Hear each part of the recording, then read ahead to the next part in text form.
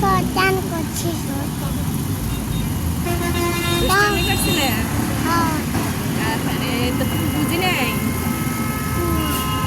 হায় হায়, তাহলে তো হামিমের অনেক কষ্ট দিয়ে ফেলছি আমি।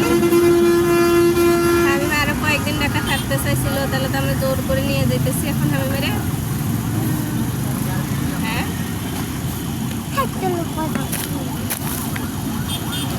হামিমের অনেক মন খারাপ। আমি আরো কয়েকদিন থাকতে চাইছিল, এখন আমি হামিমেরে জোর করে নিয়ে যেতেছি, সেজন্য হামিমের মন খারাপ। সবাই হামিমের জন্য দোয়া করেন।